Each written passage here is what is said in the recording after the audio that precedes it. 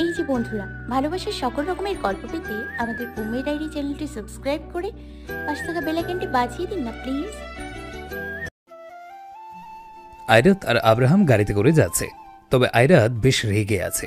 রাগে একবার সামনের দিকে তাকাচ্ছে তো আরেকবার আব্রাহামের দিকে, কিন্তু আব্রাহাম তো আব্রাহামই। আব্রাহাম লাইক প্যারা নাই, চিল, এক মনে ড্রাইভ করে যাচ্ছে।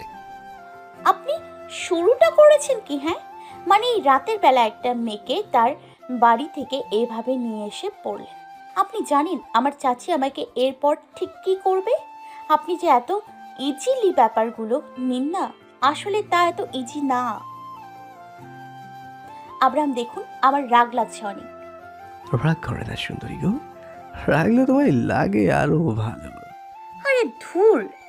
আচ্ছা, এত টেনশন নেওয়ার তো আমি কিছুই দেখছি না এখানে। অবশ্যই আছে। চাচি চিন্তা করছো? তোমার চাচির দিকে তাকিয়ে ওনার সামনে গিয়ে শুধু আমি একটু বসবো, তারপর উনি শেষ। আপনার মতো সাইকোকে কেই না ভয় পাবে। কিছু বললে? না। দেখুন, আমি বাড়ি যাব, প্লিজ আমায় বাড়ি দিয়ে আসুন। তোমাকে আমি এমনিতেই আমার কাছে পুরো রাত রাখবো না, নয়তো আমি কি থেকে কি করে বসবো নিজেই জানি না। আমরা যাচ্ছিটা কোথায়? দেখি কোথাও যাওয়া যায়। অসহ্যকর। আব্রাহাম আয়রাতের দিকে পানির বোতলটা এগিয়ে দিল। আয়রাতও বোতলটা নিয়ে কিছু পানি খেয়ে নিল। আয়রাত শুধু বসে আছে আর চিন্তায় মাথা ফাটছে। এক সময় গাড়ি থামায় আব্রাহাম। আয়রাত মাথা ঘুরিয়ে বাইরে তাকায়। আব্রাহাম তখন গাড়ি থেকে নেমে এসে আয়রাতের পাশে গিয়ে তার গাড়ির দরজাটা খুলে দেয়। আয়রাত বাইরে আসে, তবে আব্রাহাম তাকে কোথায় নিয়ে এসেছে?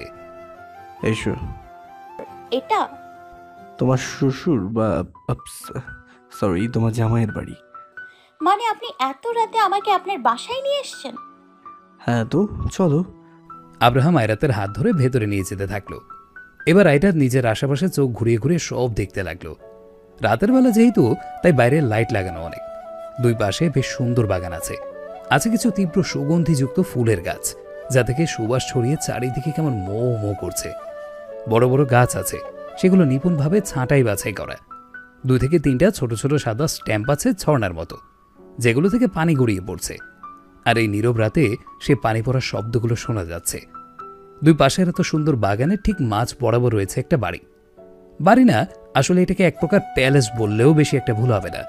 আর মাঝখানে একটা সাদা সরু রাস্তা আছে, সেখান দিয়ে হেঁটেই বাড়ির ভেতরে যাওয়া হয়।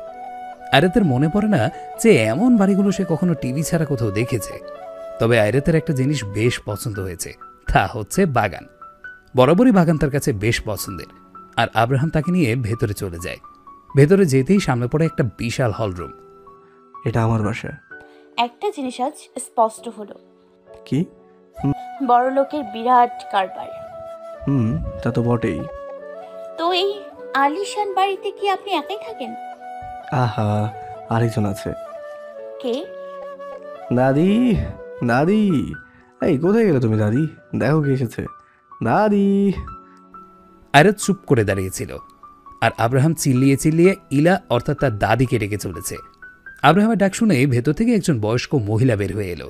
বেশ মোটা সোটা গুলুমুলু, মাথার সব চুলগুলোই সাদা আর প্রচুর ফর্সা। আয়রাতের এতক্ষণ মেজাজ চটে থাকলেও ইলাকে দেখে তার মুখে হাসি ফুটে উঠে আপনা আপনি। Baby girl, there she is, আমার দাদি, আমার জীবন। ইলা তো আয়রাতকে প্রথম দেখাতেই চিনে ফেলেছে, কেননা আব্রাহাম সারাদিন আয়রাতের কথাই বলে তার কাছে। আব্রাহামের রুমে গেলে আয়রাতের ছবিগুলো সব জায়গায় কেমন ছড়িয়ে ছিটিয়ে থাকে। ইলা আস্তে আস্তে পা ফেলে আয়রাতের কাছে আসে। আব্রাহাম তখন তার দাদির কাছে গিয়ে এক পাশ থেকে জড়িয়ে ধরে। ইলাও আব্রাহামের গালে নিজের এক হাত রেখে দেয়। দাদি? থাক, আর বলতে হবে না। ইলা আয়রাতের কাছে এগিয়ে গেল, গিয়ে আয়রাতের মাথায় হাত রেখে দিল। তুমি আয়রাত? আয়রাত আসলে কি বলবে খুঁজে পায় না। একবার আব্রাহামের দিকে তো আরেকবার দাদির দিকে তাকাচ্ছে। আব্বা, হ্যাঁ হ্যাঁ, আমি আয়রাত। এসো। ইলা আয়রাতের হাত ধরে নিয়ে সোফায় বসে পড়ে, আর আব্রাহাম একপাশে বসে হাত ভাঁজ করে তাদেরকেই দেখছে। জানো, তোমার কথা না আব্রাহাম অনেক বলে, প্রায় সারাদিনই। আয়রাত মাথা তুলে আব্রাহামের দিকে তাকায়। আয়রাত এটা, আয়রাত ওটা, সারাদিন। আজ যে হুট করে তোমাকে বাসায় নিয়ে আসবে আমি তা জানি না, নয়তো আগে থেকে সব রেডি করে রাখতাম। না না, ঠিক আছে। তুমি তো এক। আচ্ছা হয়েছে তোমার, এমন আস্তে ধীরে কথা পরেও বলা যাবে। এবার বেবি গার্ল চলো। আব্রাহাম আয়রাতের হাত ধরে নিয়ে আসে। আরে কিন্তু আরে চলোই তো। যাও যাও, সমস্যা নেই। আব্রাহাম আয়রাতকে নিয়ে সিঁড়ি বেয়ে ওপরে একটা রুমে চলে যায়। তবে এবার আর আয়রাতকে বলতে হলো না যে এটা আব্রাহামের রুম, কারণ সব কিছু সাদা কালো জিনিস দিয়ে সাজানো, তবে অনেক শৌখিনভাবে। এখানে কেন আসলাম? কিছু দেখানোর আছে তোমাকে। কি? Wait a second. আব্রাহাম গিয়ে আয়রাতের পেছনে দাঁড়িয়ে তার চোখ দুটো এক হাত দিয়ে ঢেকে দিল। আরে আপনি করছেন কি? বলো না, সারপ্রাইজ আছে, দাঁড়াও। আব্রাহামের সামনে একটা নীল রঙের সিল্কি কাপড় রাখা, মানে সামনে একটা বড় আকৃতির ফ্রেমের মতো কিছু একটা, আর তা সে নীল কাপড়ে ঢাকা। তো রেডি, 1 2 and 3। এই বলেই আব্রাহাম সামনে থেকে নীল কাপড়টা সরিয়ে দিল, আর আয়রাতের চোখ থেকে নিজের হাতটা সরিয়ে নিল। আয়রাত তার সামনে তাকিয়ে বেশ অবাক হলো, এটা কি আদৌ সম্ভব? সামনে একটা ফ্রেম রাখা, অবশ্যই ফ্রেমে ছবি আছে, সবগুলো ছবি আব্রাহামের, তবে মাঝখানে ফুটে উঠেছে আয়রাতের মুখমণ্ডল। অর্থাৎ আব্রাহামের একটা একটা ছবি খুব সুন্দরভাবে সেখানে সাজানো হয়েছে, আর সেই ছবিগুলোর মাঝখানে আয়রাতের চেহারা ভাসছে। ছবি আব্রাহামের, কিন্তু চেহারা আয়রাতের। আয়রাত সত্যি বেশ অবাক, এমনটা কি করে সম্ভব? আয়রাত টাসকি খেয়ে তাকিয়ে আছে, আর আব্রাহাম তাকে ছেড়ে দিয়ে তার থেকে কিছুটা দূরে দাঁড়িয়ে নিচের পকেটে হাত দিয়ে মুচকি হেসে দাঁড়িয়ে আছে। আয়রাত যেন এক ঘোরের মাঝে ডুব দিয়েছে, তাকিয়ে আছে তো আছেই। সে কখনো ভাবেনি যে আব্রাহাম তাকে এমন একটা সারপ্রাইজ দেবে। আব্রাহামের ডাকে তার হুঁশ আসে। পছন্দ হয়েছে জান পাখি? আয়রাত ফট করে ঘুরে তার পেছনে তাকায়। মানে আসলে আপনি আপনি এটা কিভাবে? আমার জন্য খুব সিম্পল এটা, আর তোমাকে অফিসের বেশি বেশি কাজগুলো দিয়ে দিতাম, আমি যেন আমার কাজ একটু হালকা হয় সেজন্য, আর আমি বসে বসে এটা বানাতে পারি। হ্যাঁ। আয়রাত আবার সেই ছবিগুলো দিকে তাকায়। এটা আসলেই অবিশ্বাস্য, অসম্ভব সুন্দর হয়েছে দেখতে। আমি জানি অনেক সুন্দর হয়েছে, এত দেখো না। আমি আয়রাতকে জড়িয়ে ধরে বললাম। ঘোড়ার ডিম। আয়রাত আব্রাহামকে ছাড়িয়ে চলে আসতে ধরে, আর আব্রাহাম আয়রাতের হাত ধরে টান দিয়ে আবার নিজের কাছে নিয়ে আসে। আয়রাতকে নিচে থেকে ঘোরায়। হঠাৎ আব্রাহাম তার হাত দিয়ে আয়রাতের গলাতে স্লাইড করতে থাকে, গলার পাশ থেকে চুলগুলো এক সাইড করে নেয়। আব্রাহাম যেন আরও একটু কাছে যায় আয়রাতের, নিজের ডান হাতটা আয়রাতের চুলগুলোর মাঝে ডুবিয়ে দেয়। তার মুখটা খানিক উঁচু করে ধরে, তার কানের ঠিক নিচ বরাবর গাঢ় তিলটা দিকে আব্রাহামের নজর যায়। আব্রাহামের এই চাহনি বেশি একটা সুবিধে লাগছে না আয়রাতের, আবার চলে যেতে আসতে নেয়। কিন্তু এবার আব্রাহাম এক হাত দিয়ে আয়রাতের কোমর হুট করেই বেশ শক্তভাবে জড়িয়ে ধরে, আর সাথে সাথে আয়রাতের কানের নিচে সেই তিলটার মাঝে নিজের মুখ ডুবিয়ে দেয়। আয়রাতের শ্বাস যেন মুহূর্তেই আটকে গেল, বারবার চোখের পাতাগুলো পিটপিট করছে, শরীরে কেমন একটা কাঁটা দিয়ে উঠেছে। আয়রাতের বর্তমান অবস্থাটা আব্রাহাম বেশ আন্দাজ করতে পেরেছে, কিন্তু তাতে আব্রাহামের কি? সে তো এক হাতে আয়রাতকে জড়িয়ে ধরে আরেক হাতে তার মাথার পেছনে দিয়ে কলায় ডুবে আছে। আব্রাহাম যেন এক নেশাযুক্ত কিছুতে রয়েছে, আর এই নেশাময় জিনিসটা কাটিয়ে ওঠার সাধ্য তার নেই, আর সে কাটিয়ে উঠতেও চায় না। আব্রাহাম নিজের চোখগুলো বন্ধ করে রেখেছে। আব্রাহাম আব্রাহাম প্লিজ প্লিজ ছাড়ুন। আয়রাত, আমি পাগল হয়ে যাবো তোমাকে ছাড়া, প্লিজ কখনো ছেড়ে যেও না। আমি কিচ্ছু জানি না, তোমাকে ছাড়া আমি আর থাকবো না। আমি সত্যি মরে যাবো তুমি কিনা, আমি ভালোবাসি তোমায়। আপনি বোঝার তো চেষ্টা করো না। আয়রাতের কিছু বলার সময়টুকু পেলই না, তার আগেই আব্রাহাম আয়রাতের ঠোঁট নিজের ঠোঁট দুটোয় মিশিয়ে দিল, আর এবার যেন আয়রাতের চোখগুলো তার কোটর থেকে বের হয়ে পড়ার উপক্রম। তবে আব্রাহাম তো আয়রাতকে নিজের সাথে একদম মিশিয়ে নিয়েছে। দুই হাত আয়রাতের গালে রেখে আয়রাতে মগ্ন আব্রাহাম। আয়রাত নিজে দুই হাত দিয়ে আব্রাহামের বুকে ধাক্কাচ্ছে, কিন্তু লাভ নেই, কেন যেন আয়রাতের এবার বেশ খারাপ লাগতে শুরু করেছে। আব্রাহাম তাকে ধরে রেখেছিল, তার মাঝে সে ফুঁপিয়ে ওঠে। আব্রাহাম আয়রাতের চোখে পানির ছাপ দেখে আস্তে করে তাকে ছেড়ে দেয়। আয়রাতের কোমরে নিজের হাত দুটো রেখে তার মাথার সাথে নিজের মাথা ঠেকিয়ে দেয়। আব্রাহাম চুপচাপ থাকলেও আয়রাত যেন জোরে জোরে দম ছাড়ছে। আব্রাহাম তার কপালে ছোট করে চুমু এঁকে দেয়। বেবি গার্ল, আমার থেকে দূরে যেও না প্লিজ। আমার ছেলে আমার আছো, আর আমাতেই থেকে যাও, ভালোবাসি। আব্রাহাম আয়রাতকে নিয়ে বের হয়ে পড়ে। তবে আর যাই হোক, আব্রাহামের দাদি ইলাকে আয়রাতের বেশ ভালো লেগেছে। আব্রাহাম কোনো রকম তার দাদিকে বলে বাড়ির বাইরে বের হয়ে পড়ে। আয়রাতকে নিয়ে গাড়িতে উঠে আবার গাড়ি স্টার্ট দেয়। গাড়ি চলছে আপন গতিতে। তবে এবার আয়রাত আরেক দফা অবাক, কেননা এটা তো তার বাড়ির রাস্তা না, বরং আব্রাহাম অনেক আগেই আয়রাতের বাড়ির রাস্তা পার করে এসেছে। তাহলে আব্রাহাম তাকে এখন আবার কোথায় নিয়ে যাচ্ছে? আয়রাত গাড়ির জানলা দিয়ে দেখে এটা অন্য এক রাস্তা। ওয়েট আমরা যাচ্ছি কোথায়? এই আপনি আমায় আবার কোথায় নিয়ে যাচ্ছেন? আবার তো বাড়ি এদিকে না। আমি তা জানি জান পাখি। তাহলে কোথায় নিচ্ছেন? আরে রাত অনেক হয়েছে, বাড়ি যেতে হবে তো। খুব দরকারি একটা কাজ করতে যাচ্ছি, কি এমন কাজ? গেলেই দেখতে পাবে, চলো। আয়রাতের মুখে আবার চিন্তার ছাপ ফুটে ওঠে। আব্রাহাম তাকে নিয়ে যাচ্ছেটা কোথায়? প্রায় 20 থেকে 25 মিনিট পর আব্রাহাম গাড়ি একটা জায়গায় এসে থামায়। আব্রাহাম আয়রাতকে নিয়ে গাড়ির বাইরে নেমে পড়ে। জায়গাটাতে তেমন কোনো মানুষজন নেই। আয়রাত কোনো কিছুই বুঝতে না পেরে আব্রাহামকে বলে, আমরা কোথায় আসলাম? কাজী অফিসে। ও আচ্ছা, এই কি বললেন? কানে বেশি শোনো তুমি, বলেছি কাজী অফিসে। মানে কি এই এত রাতে কাজী অফিসে কেন? এখানে কি করছি আমরা? বিয়ে খেতে এসেছি। কিন্তু কার? কি? তোমার চাচা আর চাচির। কি? কাজী অফিসে কেন আসে মানুষ? অবশ্যই বিয়ে করতে। বিয়ে করবো, চলো। আব্রাহাম আয়রাতকে কিছু বলতে না দিয়ে সোজা তার হাত ধরে এক টানে ভেতরে নিয়ে আসে। আব্রাহাম নিজের এক মনের সামনে হেঁটেই চলেছে। আয়রাত নিজের হাত ছাড়ানোর ব্যর্থ চেষ্টা করছে আর বক বক করছে। আব্রাহাম আয়রাতকে নিয়ে একদম ভেতরে রুমে চলে গেল, যেখানে বিয়ে পড়ানো হয়। আয়রাত গিয়েই দেখে একজন আধবয়স্ক লোক সেখানে বসে আছে, সামনে কতগুলো কাগজ। এগুলো দেখেই যেন আয়রাতের মাথা ঘুরে পড়ে যাবার মতো অবস্থা। মানে কি আব্রাহাম তাহলে আগে থেকে এগুলো রেডি করে রেখেছিল নাকি? আব্রাহাম নিজে গিয়ে একটা চেয়ারে বসে পড়ে আর আয়রাতকেও হাত ধরে টেনে বসিয়ে দেয়। কাজী সাহেব, দেরি কিসের? বিয়ে পড়া তো শুরু করুন। এবার যেন আয়রাত আর ঠিকঠাক থাকতে পারল না। আব্রাহামের হাত ছাড়িয়ে চট করে বসা থেকে উঠে পড়ল। প্লিজ থামুন আব্রাহাম, অনেক হয়েছে। আব্রাহাম সরু দৃষ্টিতে আয়রাতের দিকে তাকায়। আপনি বাইরে আসুন, কথা আছে। আয়রাত আব্রাহামকে এই কথা বলে নিচে আর এক মুহূর্তের জন্য কাজে অফিসে বসে না থেকে উঠে বাইরে চলে আসে। আব্রাহাম আয়রাতের পেছন পেছন আসে। আব্রাহাম এসেই দেখে আয়রাত বাইরে 2 হাত ভাঁজ করে দাঁড়িয়ে আছে। জান পাখি, কি হলো? চলো, বিয়ে করতে হবে তো। Abraham please shut up. আপনি থামুন। এটা বিয়ে কোনো মুখের কথা না। যে বললাম আর হয়ে গেল। এভাবে বিয়ে হয় না। আমার বাসায় আমার পরিবার আছে, তাদের রেখে আমি কিভাবে বিয়ে করব? আপনার দাদি আছে যিনি এত ভালো, তাকেও আপনি না বলে বিয়ে করতে যাচ্ছেন কিভাবে? সেই চিন্তা তো তোমাকে করতে হবে না, পরে সবাইকে বলা যাবে। আব্রাহাম দেখুন, আমার কিছুটা সময় প্রয়োজন। আমি এখন বুঝতে পারছি না কি বলবো আর কি করব। Please Abraham, I need some time. এবার যেন আব্রাহাম থেমে যায় আর কিছুটা সিরিয়াসও হয়। ও আচ্ছা, এই কথা তাহলে। ওকে ফাইন, যত সময় নেবার নাও, কিন্তু পরে যেন হ্যাঁই হয়। আর বিয়ে তো আমাদেরই হবে। হুম। চলো বাসায় যাই। এইভাবে তাকানোর কিছুই নেই, বাসায় তো যেতেই হবে, তাই না? চলো। আব্রাহাম আয়রাতকে নিয়ে চলে গেল। এখন রাত বাজছে 10টা। আব্রাহাম গাড়ি সোজা আয়রাতের বাড়ির সামনে থামায়। আয়রাত নেমে চলে আসে, তবে আবার আব্রাহামের ডাকে থেমে যায়। এই মাই বিউটিফুল বিয়ে। আয়রাত তার পেছনে ঘুরে তাকায়। কাল ঠিক সময় অফিসে এসে পড়ো। এই কথা বলেই আব্রাহাম তার গাড়ি নিয়ে সাই করে চলে যায়। আয়রাত আব্রাহামের যাওয়ার দিকে তাকিয়ে একটা ভেঙচি কেটে সেখান থেকে কেটে পড়ে। আয়রাত খুব সাবধানে বাড়ির ভেতরে আসে। এখন যদি কারো চোখে পড়েছে তাহলে এখানেই ইন্নালিল্লাহ।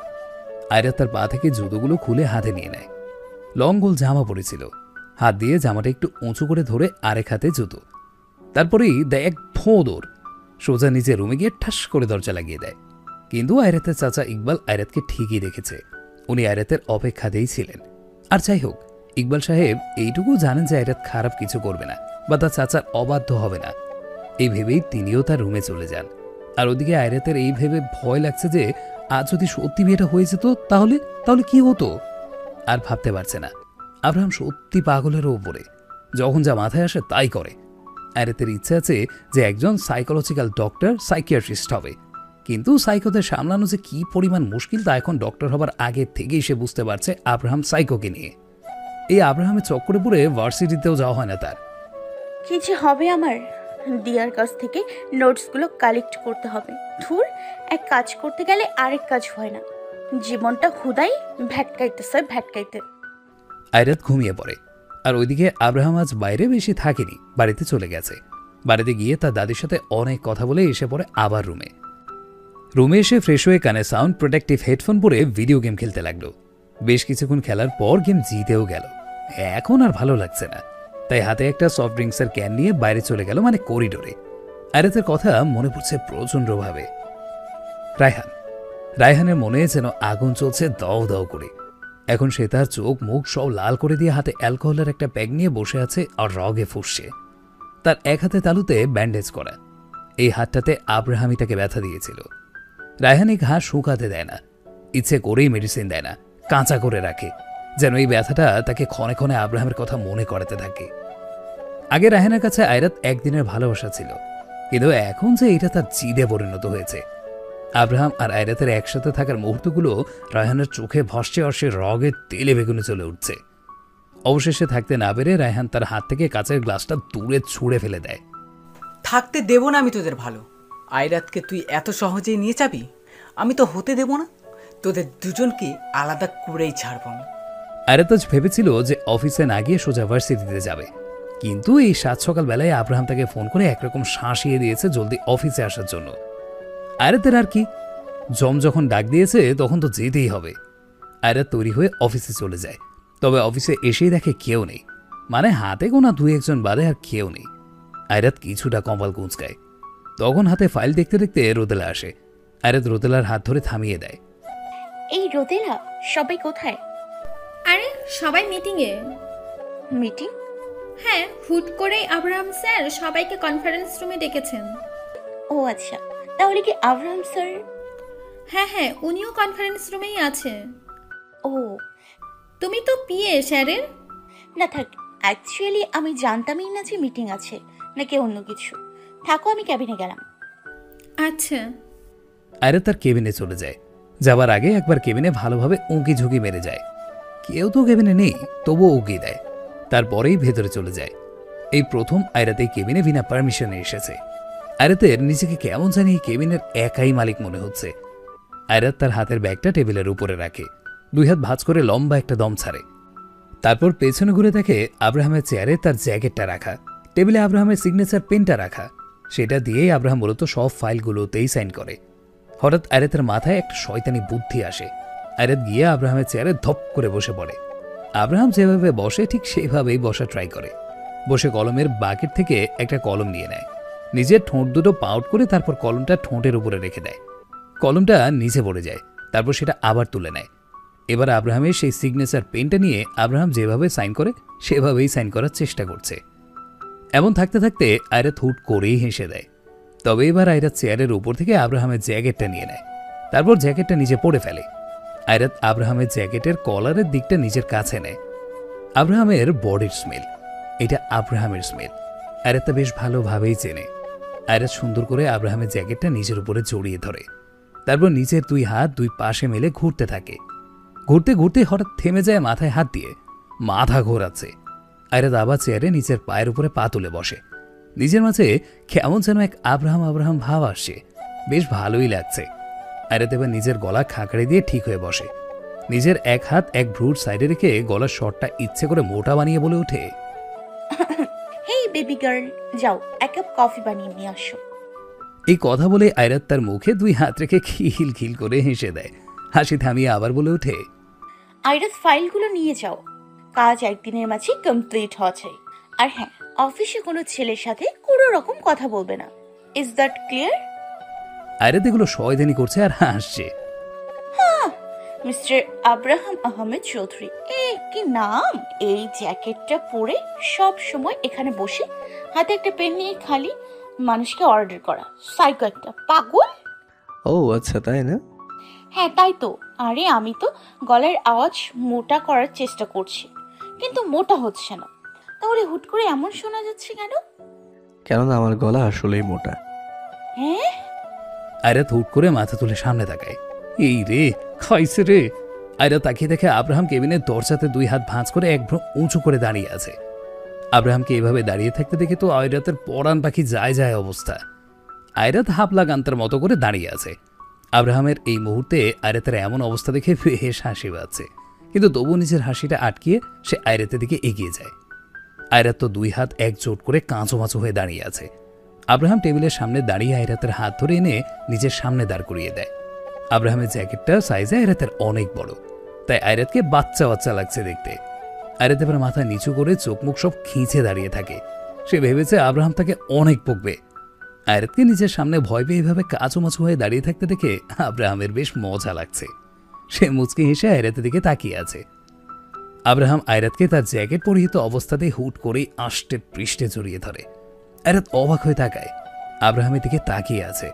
আয়রাত কখনো ভাবেনি যে তার এগুলো উল্টোপাল্টা কাজ করার মাঝে আব্রাহাম এইভাবে টপকে পড়বে। আব্রাহাম তাকে জড়িয়ে ধরে হালকাভাবে তুলছে। আচ্ছা, তো আমার পিঠ পিছে এগুলো করা হয় তাই না? এমা না না, তেমন কিছু না। তাহলে কেমন? মানে আমি তো হয়েছে থাক। মানে তোমার মিসেস আব্রাহাম চৌধুরী হওয়ার এতটাই তারা যে এখন তুমি আমার জ্যাকেট কলম এগুলো নিয়ে বসে আছো।